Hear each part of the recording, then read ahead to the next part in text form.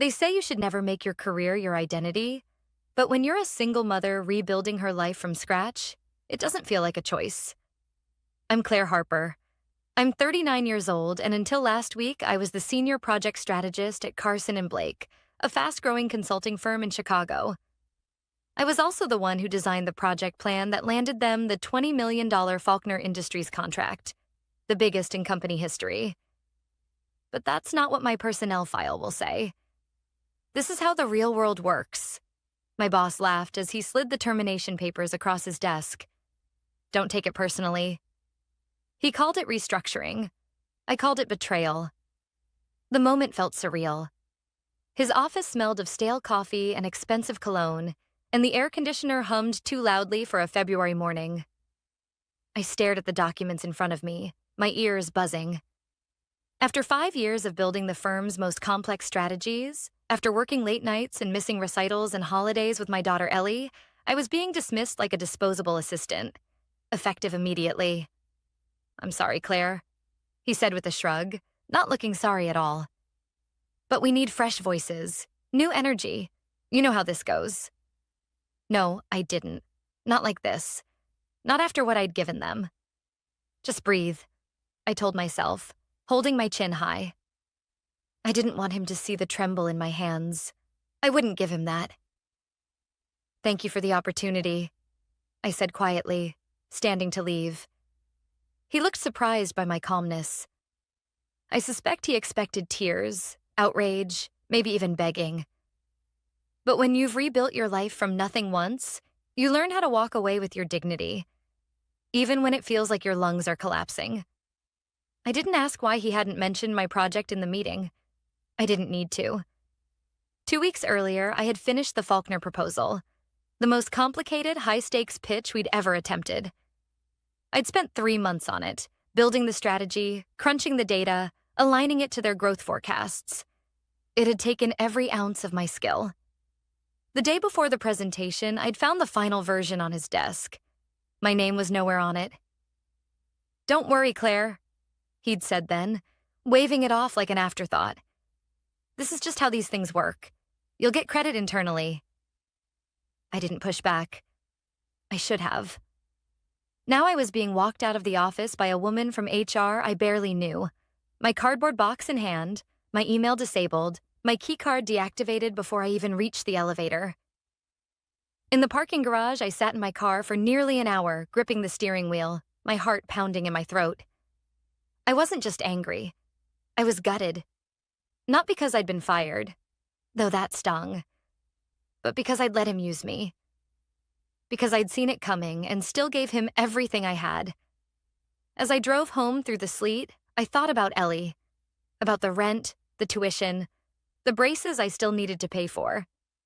I thought about the months of working until 1 a.m., of waking up with my laptop still open beside me, of the nights Ellie had eaten dinner alone while I finished just one more thing. I thought about the time he told me, "You don't have a killer instinct, Claire. That's what's holding you back." He was wrong. That night, as the city froze outside my window, I opened my personal laptop and logged into my cloud archive.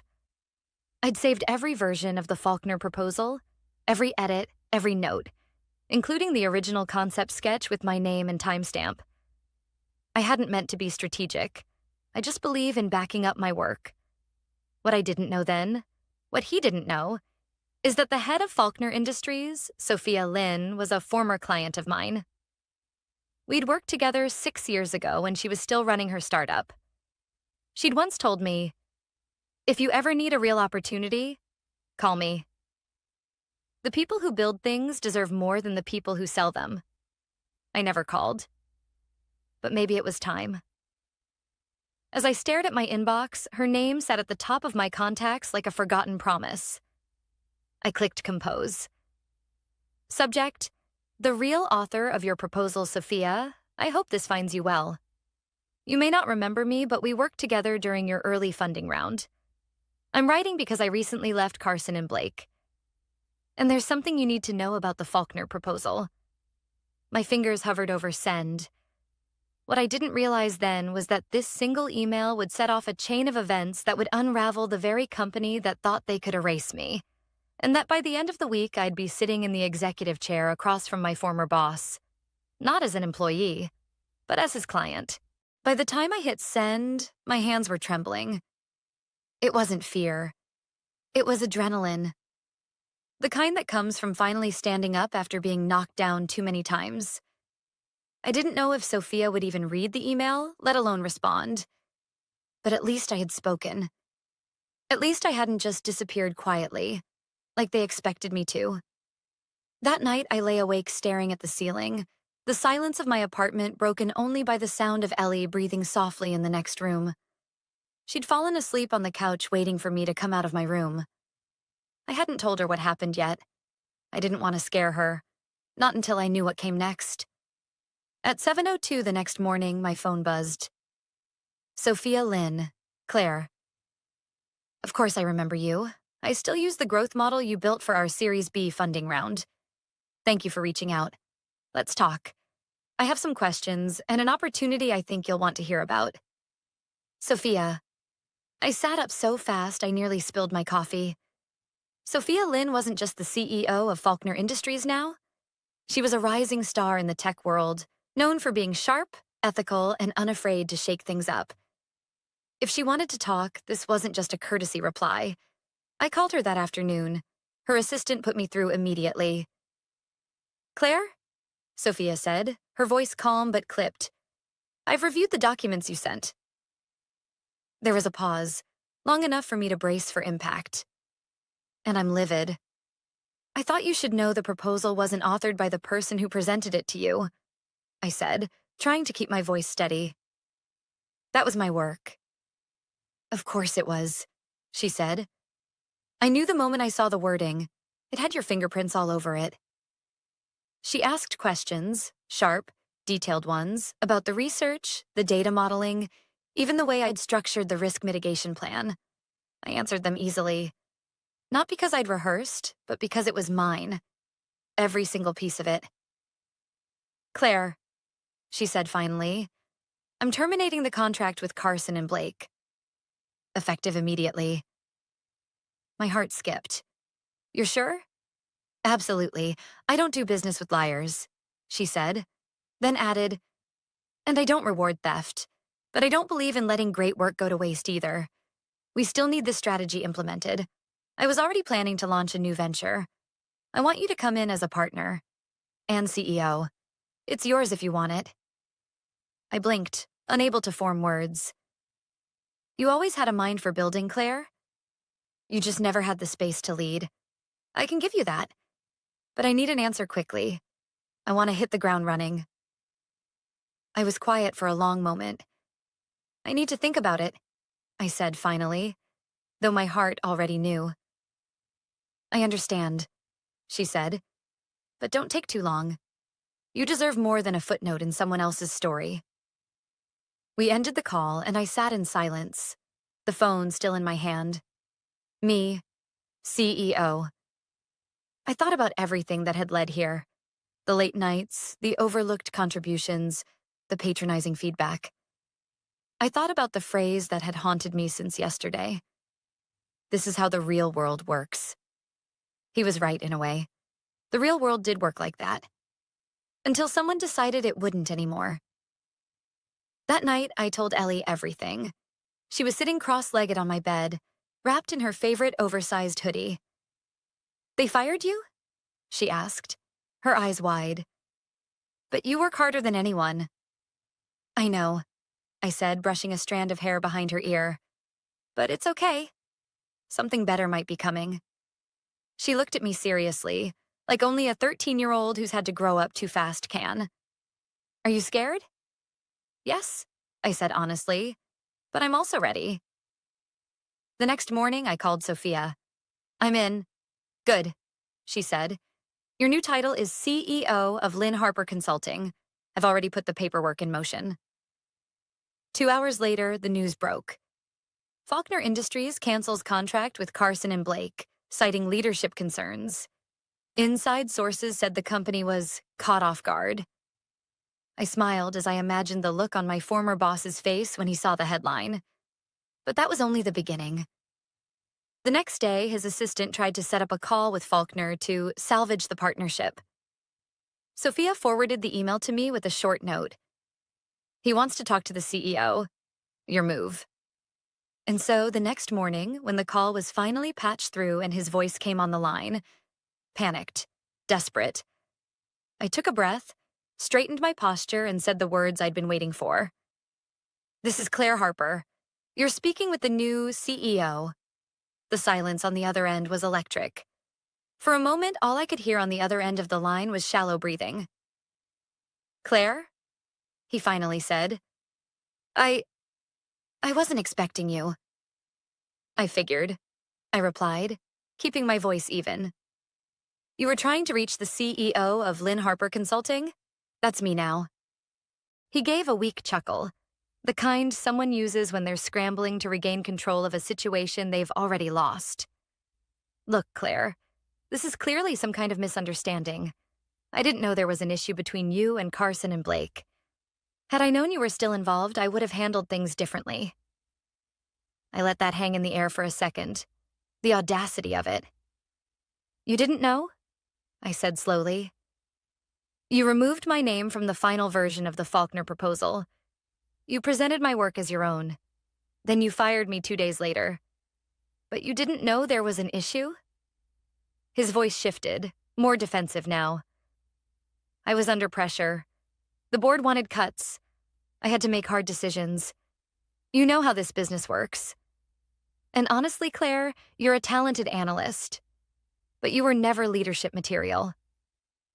That stung more than I expected. Not because I believed him, but because it was the same line I'd heard for years. Too quiet, too methodical, too precise, too much. But somehow never enough. You made a mistake, he continued. And I don't just mean walking away. You're burning bridges you might need later. Think about your future. Think about your daughter. That was the moment I felt the shift. He just tried to weaponize my child against me. You don't get to bring my daughter into this, I said, my tone colder now. And I'm not burning bridges, I'm building my own. There was a long pause, followed by a deep sigh. You know, he said, you used to be different. You used to be grateful. That word. Grateful. As if everything I'd earned was a favor. I was never grateful for the way I was treated, I said. I was committed. Loyal. But that loyalty ended when you decided I was dispensable. I'm not the one who should be worried about the future. You are. I ended the call. That same day, Sophia and I met in her downtown office. It was sleek, modern, and filled with light. But it wasn't the design that struck me. It was the energy. Everyone moved with purpose. It felt alive.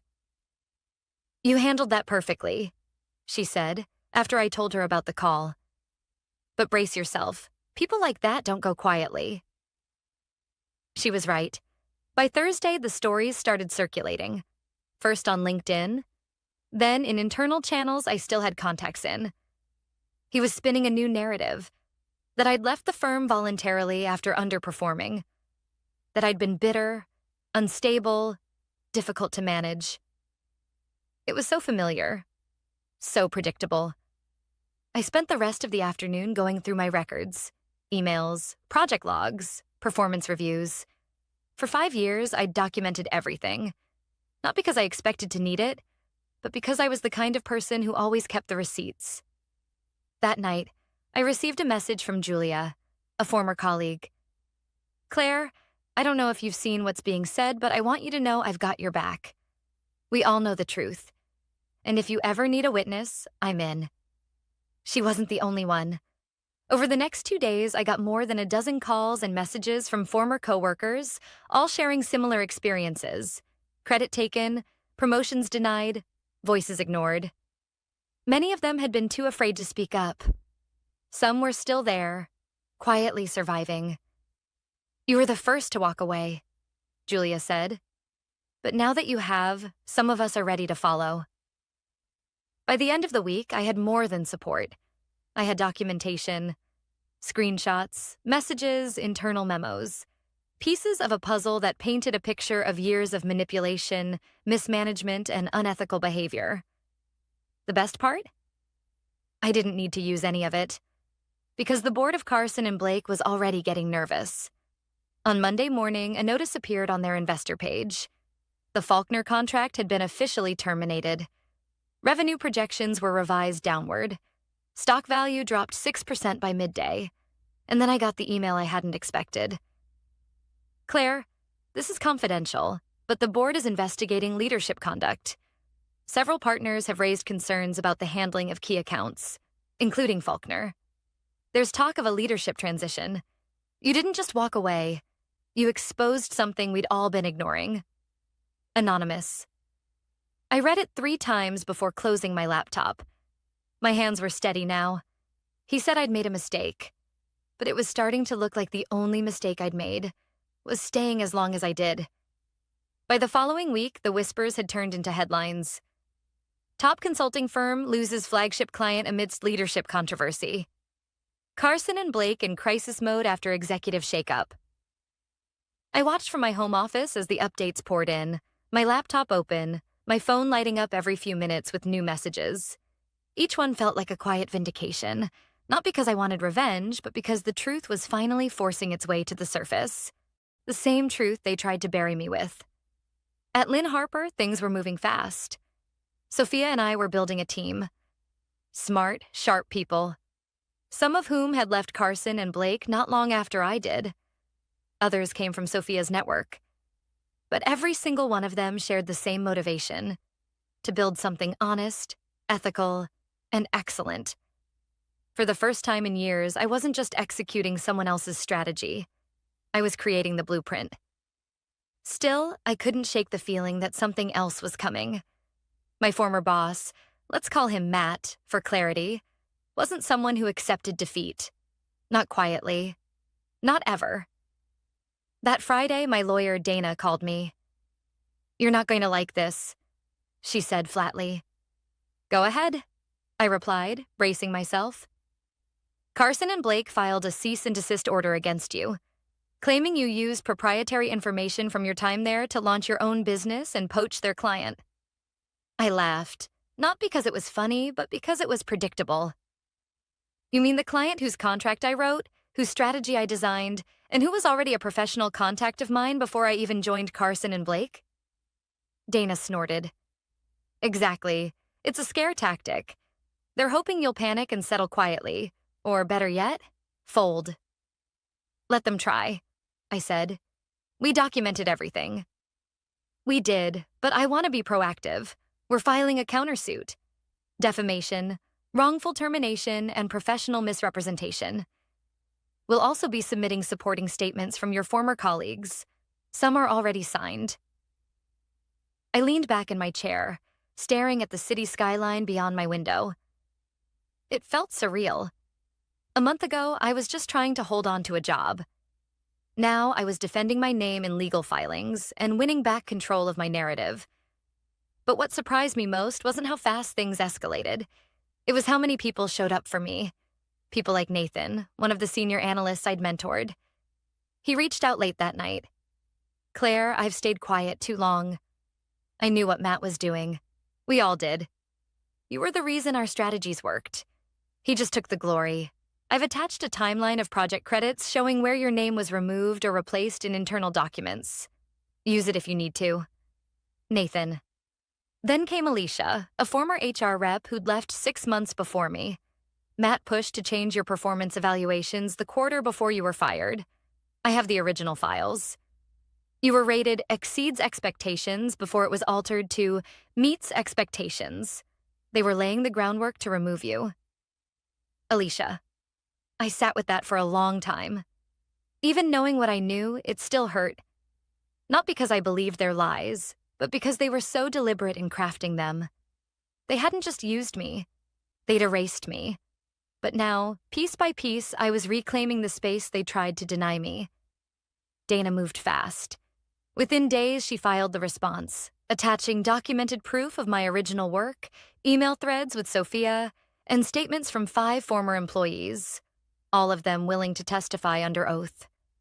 The cease and desist was dropped within 48 hours. No apology, no explanation, just silence. It was the clearest admission of guilt I could have asked for.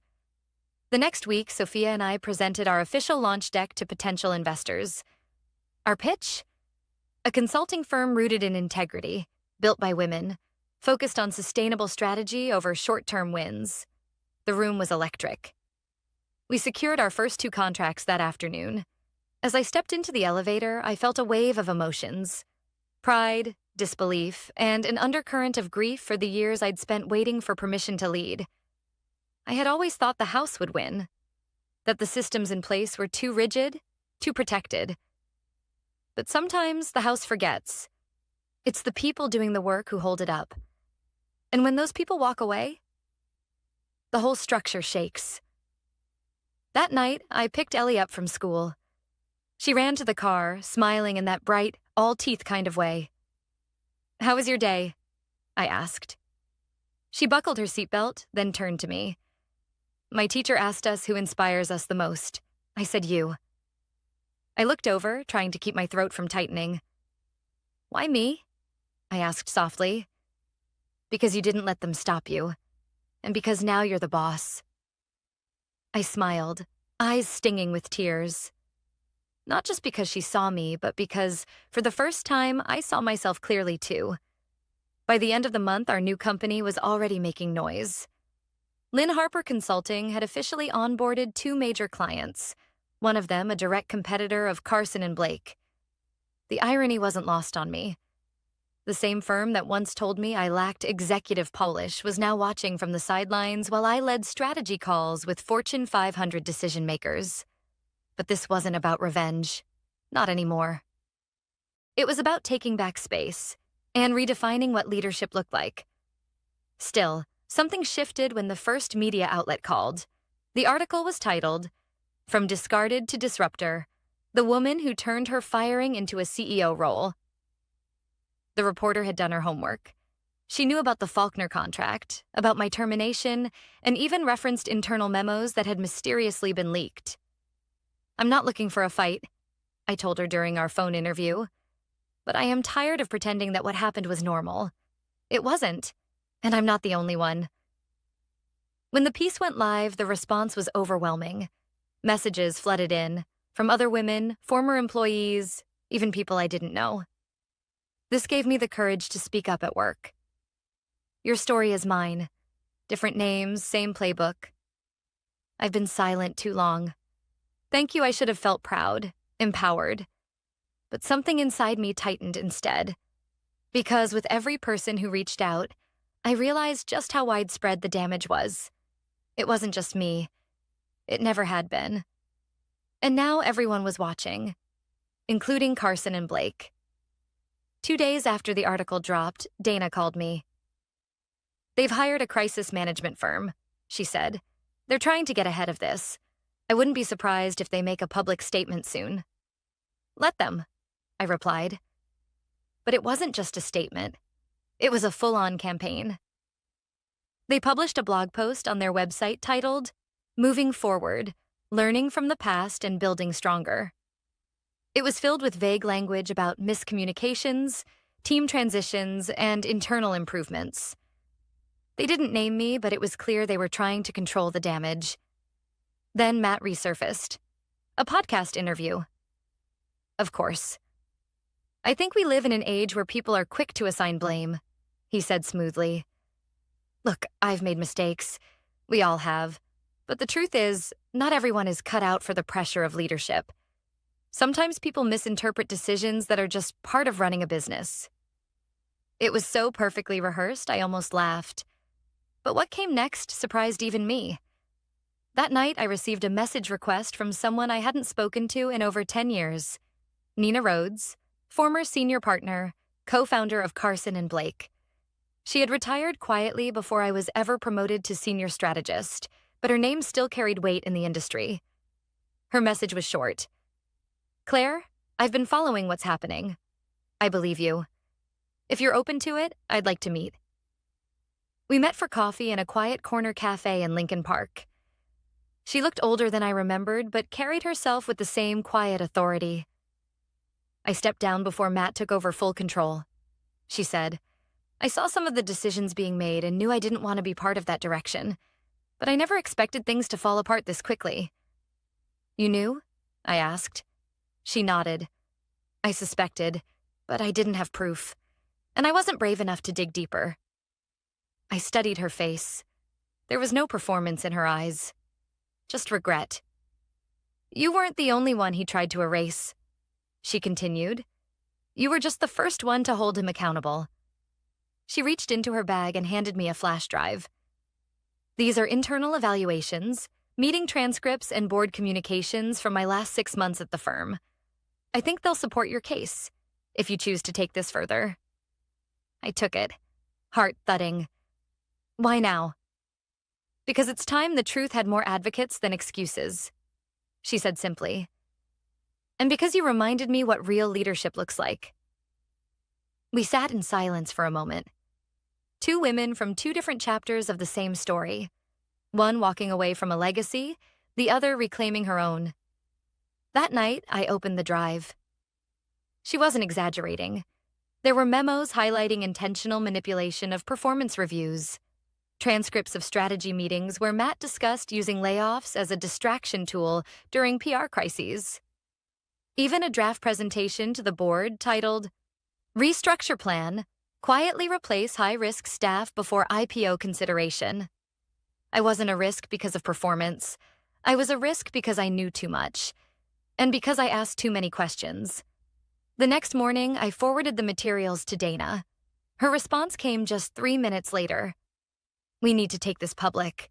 This isn't just about your story anymore. This is systemic. Are you ready?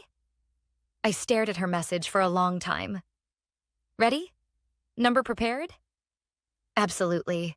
The decision to go public wasn't made lightly. I spent that entire weekend reviewing everything with Dana, line by line, file by file, making sure every document, every timeline, every name was accurate. We weren't just exposing misconduct. We were setting a precedent. By Monday morning, the story had been submitted to the Wall Street Ledger, accompanied by a full evidentiary file. We also prepared a formal complaint to be sent to the state's Department of Labor and the SEC, citing patterns of employee misrepresentation and fraudulent investor disclosures during performance review periods. I thought I'd feel terrified when it all went live. But I wasn't. I felt calm, focused, free. The article went viral within hours.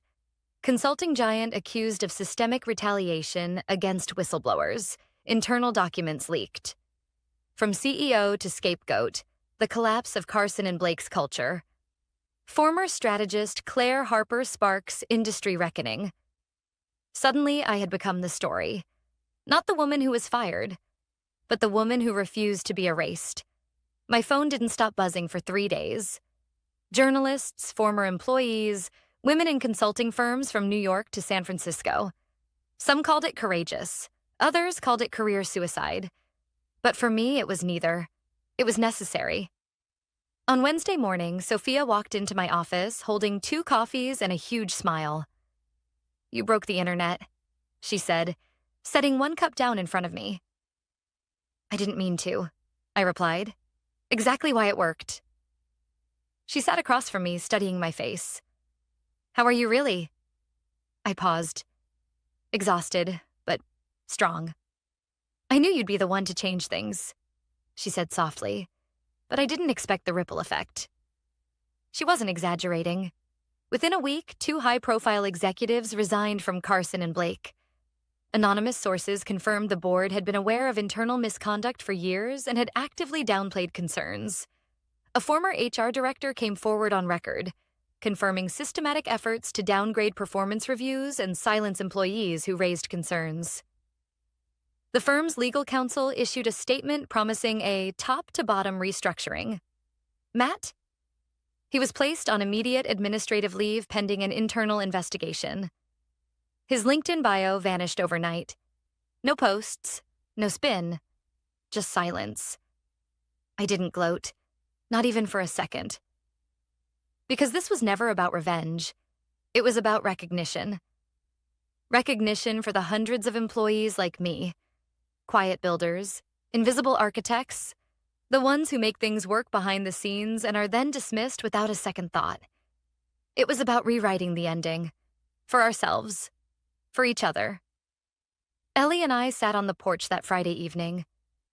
The air was warm for spring, and the sky was painted with streaks of orange and purple. "Mom," she said, looking up from her phone, "you're on TV again." I chuckled. "I know. Getting tired of seeing my face?" "No," she said, leaning against my shoulder. "I think it's cool. You didn't let them treat you like you didn't matter." I kissed the top of her head, feeling the weight of what that meant. Not just for me, but for what she now believed was possible in her own life.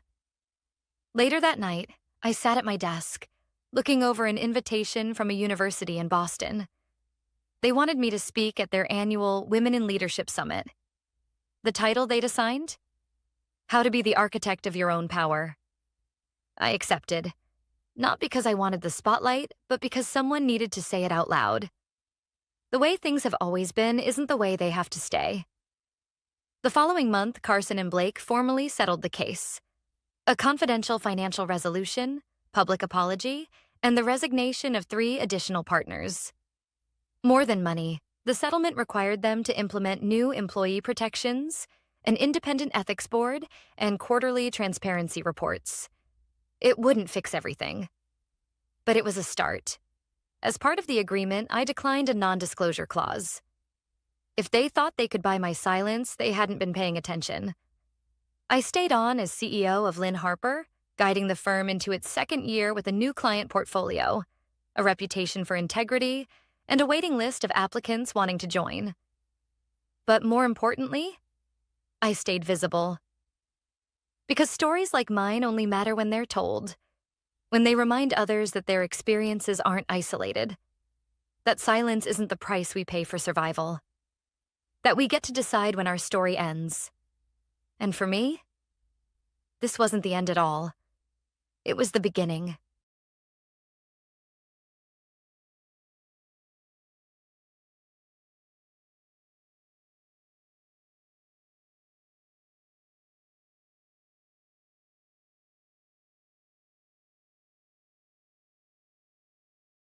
I had been running on caffeine and sheer determination for the past 4 months. Late nights, early mornings, weekends spent in front of spreadsheets instead of out with friends. All for one project. An account so massive it could redefine my entire career. And finally, it was done. The client was thrilled. The presentation had been flawless and the contract was signed. But the best part? The reward. I sat at my desk, rereading the email for what must have been the 10th time. "Evelyn, you went above and beyond. Consider these a personal thank you. Enjoy the game." Attached was the confirmation. 2 Super Bowl tickets, 40-yard line, front row experience. My heart pounded. I had never been to a Super Bowl before, and as a lifelong football fan, this was beyond a dream come true. My hands shook as I printed the email, double-checking the details. The client had sent the tickets directly to my boss, Robert Faulkner, the senior partner at my firm. It made sense. He handled the logistics for client gifts. I imagined the moment. He'd walk into my office, flash that rare smile of approval, and hand them over with a well-earned Evelyn. Except that moment never came. Instead, 3 days later, Robert strode into my office without knocking.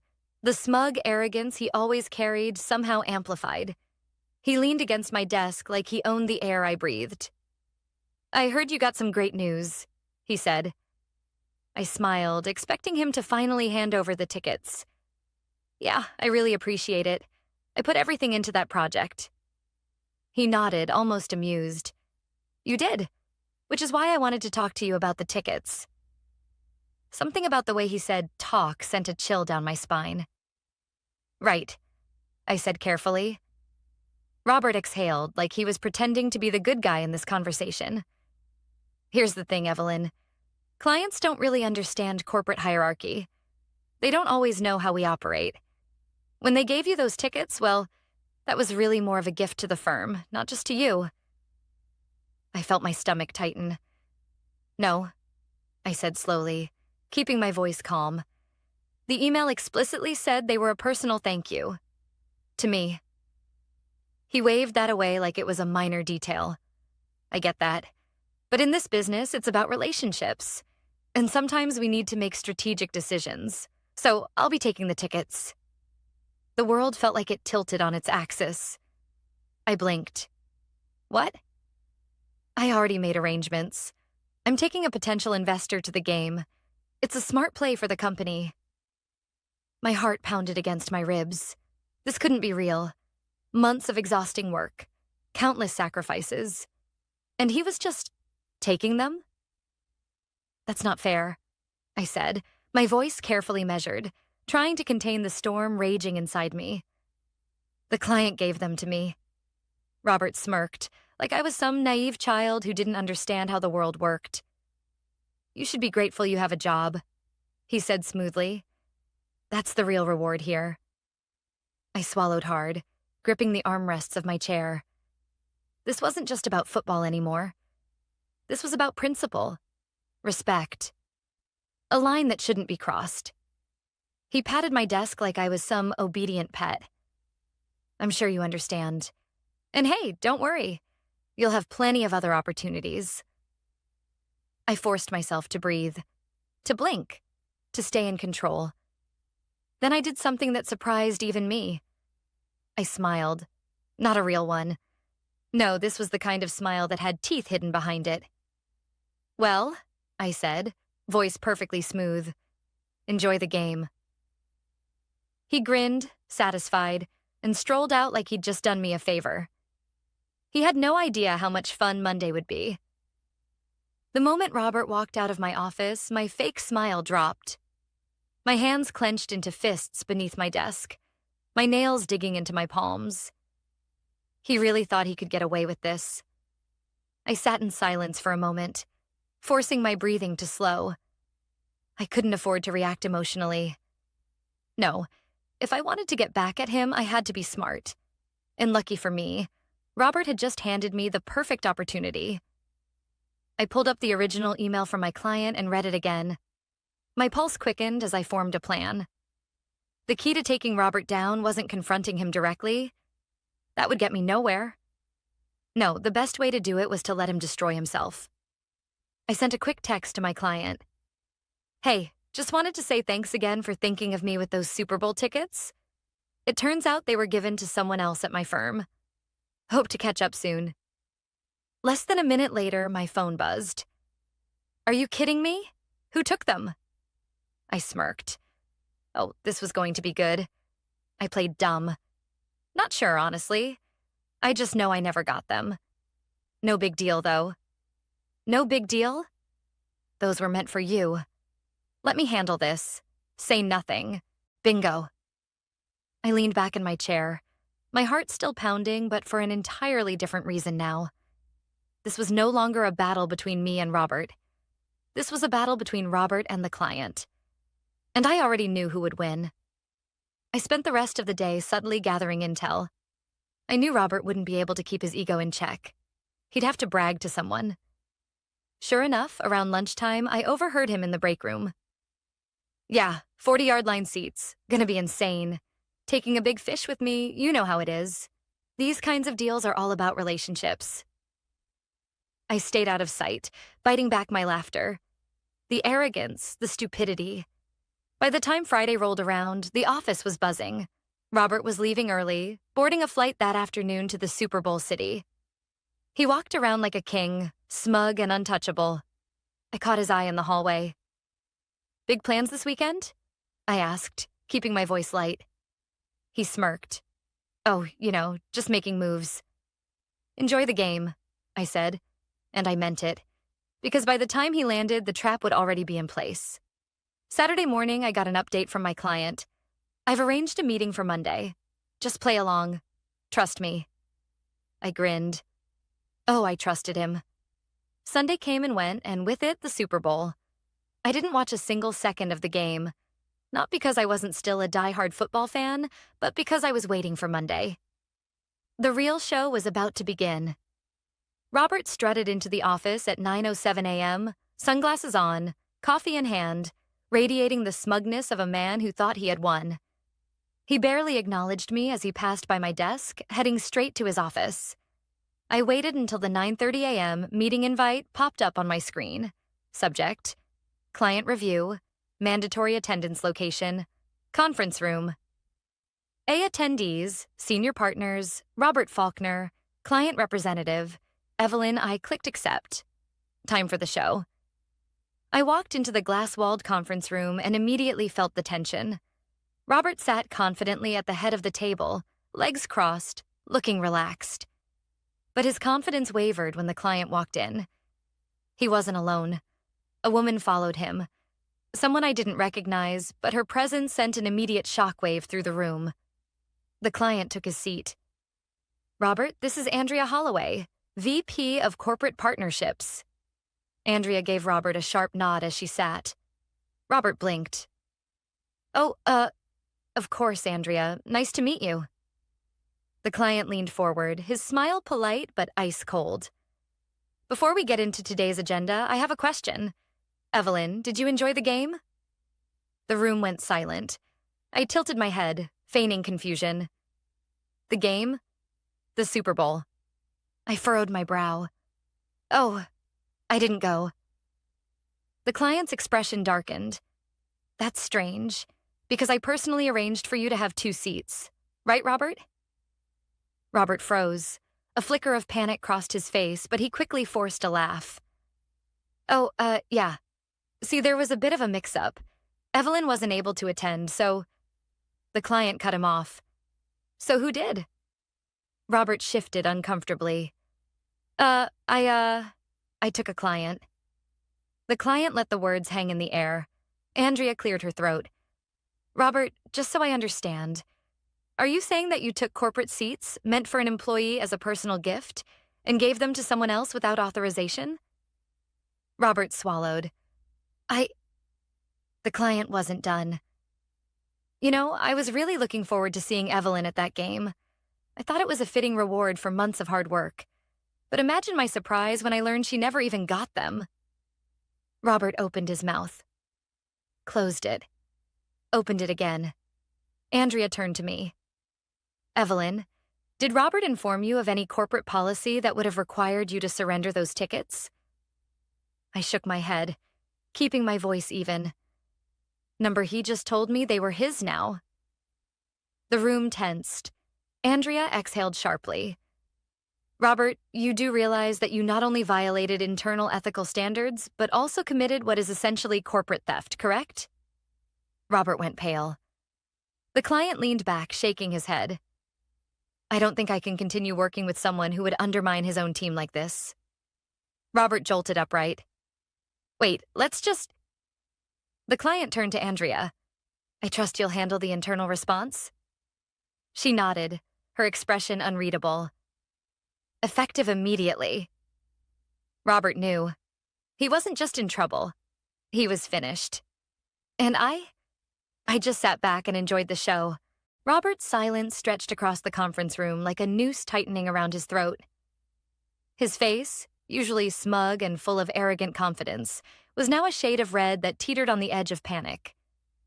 Andrea, the VP of Corporate Partnerships, leaned forward, folding her hands together on the table. Her voice was smooth but laced with authority. "Robert, you do understand what this looks like?" His Adam's apple bobbed as he swallowed. He understood. The client exhaled, shaking his head. "This isn't just about the tickets, Robert. It's about trust, about professionalism, about knowing that when I choose to work with someone, they're not going to screw over their own employees for personal gain." Robert's jaw clenched. His fingers twitched against the table. He looked around, searching for an ally, but there were none. The other senior partners, who had been silent up until now, exchanged uncomfortable glances. No one wanted to be associated with this mess. I sat still, hands folded neatly in my lap. I didn't smirk. I didn't gloat. I didn't need to. The silence stretched until finally Andrea spoke again. Robert, did you expense anything related to this trip? He blinked. What? She tilted her head slightly. Did you charge the flight, the hotel, any meals, any transportation to the firm's account? The panic in his eyes was answer enough. The client chuckled under his breath, but there was no humor in it. You used company funds to take someone else to the Super Bowl with the tickets meant for Evelyn? Robert tried to pull himself together. He sat up straighter, cleared his throat, and forced a thin smile. Listen, I understand how this looks, but I was thinking about the firm. I was cultivating a relationship with a valuable investor. The client cut him off. What investor? Robert blinked. Excuse me? The client leaned back in his chair, arms crossed. Who exactly did you take to the game? Robert's mouth opened and closed like a fish gasping for air. Andrea tapped her fingers against the table. Robert, answer the question. He hesitated. His mind was scrambling for an excuse, for any way out of this hole. I already knew the truth. Robert hadn't taken an investor. He hadn't taken anyone important to the company. He'd taken his brother-in-law, a man who had zero business connections. No potential deals. No reason to be at that game other than to drink overpriced beer and enjoy the best seats in the house. And Robert had expensed every penny. I could see it on his face. The realization that there was no way out of this. The client shook his head. Unbelievable. He turned to Andrea. I want it noted that my firm will no longer be conducting business with Robert Faulkner moving forward. Robert snapped his head up. Wait, that's not... The client continued as if he hadn't spoken. If you'd like to assign a different senior partner to handle my account, I'm open to discussing that. He turned to me. Or quite frankly, I'd prefer to deal directly with Evelyn moving forward. I managed to keep my expression neutral, but inside, I was screaming with satisfaction. Andrea nodded. Understood. She tapped a few notes into her tablet. Robert, we'll be handling this internally. I suggest you take the rest of the week, off while we review the situation. Robert's face drained of all color. He opened his mouth to protest, but then he saw the expression on Andrea's face, on the client's face, on everyone's face. He was done, finished, and he knew it. He stood abruptly, chair scraping against the floor. Without another word, he stormed out of the room, the glass doors swinging shut behind him. The silence that followed was heavy. Finally, the client turned to me. His expression softened. Evelyn, I want to apologize. I should have made sure you got those tickets personally. I shook my head. You had no way of knowing. And honestly, I glanced at the door Robert had just walked through. This worked out better. He chuckled. I like the way you think. Andrea smiled, then slid a document across the table. Evelyn, since you're already the one doing most of the work on this account, I'd like to formally offer you a promotion. My breath caught. A promotion. I stared at the document in front of me. A significant salary increase. More authority. A title that put me on par with the very people who had dismissed me before. I swallowed, lifting my gaze to meet hers. Are you serious? She smiled. Absolutely. You've more than earned it. I exhaled, a slow grin spreading across my face. Then I accept. The client stood, extending a hand to me. Glad to hear it. And Evelyn? Yes? Next time I get Super Bowl tickets, they'll be sent directly to you. I laughed, shaking his hand. Robert thought he stole my reward. Instead, he handed me everything I ever wanted. And the best part? Monday was just getting started. By the time I walked back to my desk, the entire office was buzzing. People were whispering, side-eyeing me, side-eyeing Robert's empty chair in the corner office. News traveled fast in corporate circles, and when a senior partner stormed out of a conference room, looking like he had just seen a ghost, people noticed. I sat down, trying to suppress the smirk tugging at my lips. My inbox exploded with emails. congratulations, messages of support, even a few shocked, what just happened, pings from colleagues who had only caught bits and pieces of the drama. And then a text from Robert. Robert Faulkner. What the hell did you do? I stared at it for a second before typing back. Me. Not sure what you mean. I thought you were making moves. I waited. No response. Of course not. I let out a slow breath, glancing at the newly signed promotion letter on my desk. I had won, but Robert wasn't done with me yet. Robert's last move. An hour later, I got the email. Subject: HR meeting. Immediate attendance required. I clicked it open. Evelyn, please report to HR immediately. This is a mandatory meeting. I frowned. Robert wouldn't go down without a fight. I grabbed my notebook and made my way to the HR office. The receptionist barely made eye contact before gesturing toward the glass-walled room in the back. Inside, Denise from HR sat at the conference table, looking uncomfortable. Across from her? Robert. He didn't look smug anymore. No, this was a cornered animal trying to claw its way out. Denise cleared her throat. Evelyn, have a seat. I did. Robert leaned forward, fake concern dripping from his voice. Evelyn, I really hoped we wouldn't have to do this, but I need to bring up a very serious issue. I raised an eyebrow. Which is? He sighed dramatically. The firm has been reviewing some of your recent communications, and we have reason to believe you violated corporate confidentiality by discussing internal business matters with an external client. I blinked. Oh, this was the play. Denise glanced at me, then at Robert. Robert brought this concern to us this morning. Of course he did. He was trying to flip the narrative, trying to paint me as the problem so he could salvage his career. I tilted my head. And what specific, confidential business matters are we talking about? Robert folded his hands on the table. The emails you sent regarding the Super Bowl tickets? That was an internal issue, Evelyn, and you took it directly to a client. I let out a small, disbelieving laugh. Right. So you're saying that a gift meant for me, personally, which was then stolen, is now considered an internal business matter? Denise flinched at the word stolen. Robert's jaw twitched. I wouldn't call it stolen. I cut him off. Really? Because the client did. In front of everyone. Silence. I leaned back. This isn't about confidentiality. This is about you getting caught. And now you're throwing a tantrum because there were consequences. Denise let out a careful breath. Robert, I understand your concern, but after reviewing the situation, I don't see any actual policy violation on Evelyn's part. His head snapped toward her. Excuse me? She glanced down at her notes. The client was the original sender of the gift. He had the right to ask about it. Evelyn did not disclose private company strategy, financials, or trade secrets, only the status of something that was personally hers. Robert's face darkened. So that's it? You're just going to let her get away with...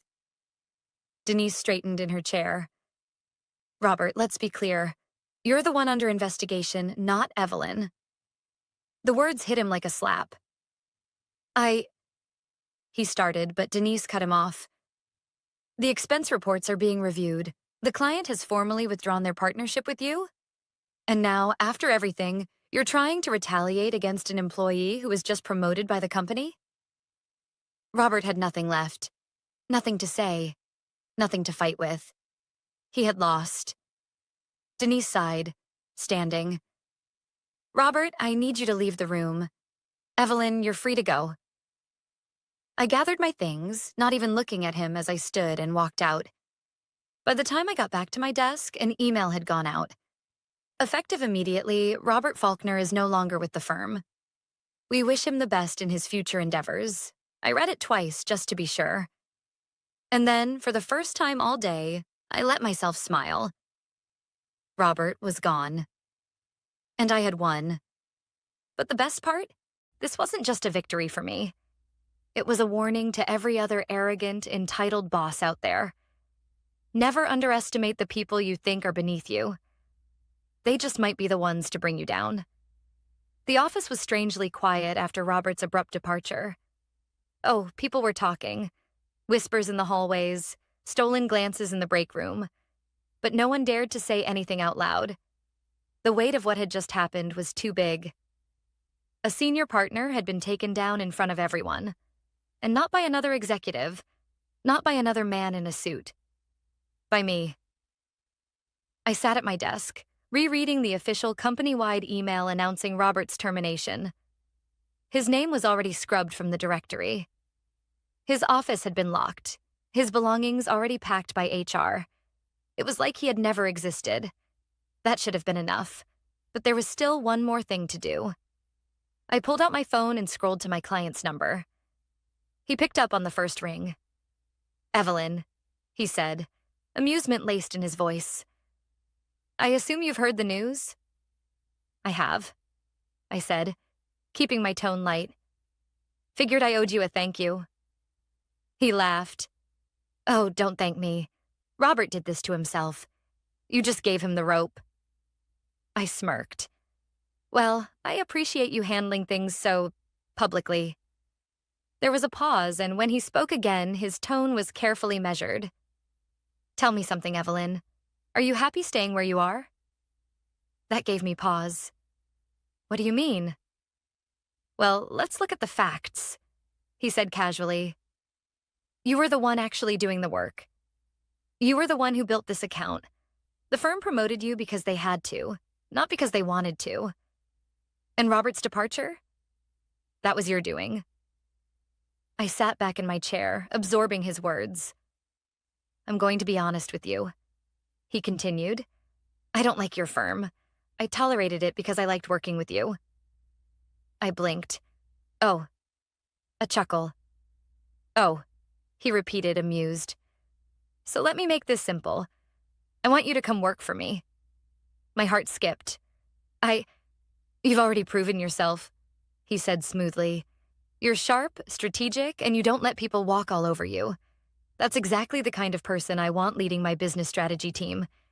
And of course," he let the silence stretch, "I'll double whatever your firm is paying you." I nearly dropped my phone. Double. Not a small raise. Not a slight bump.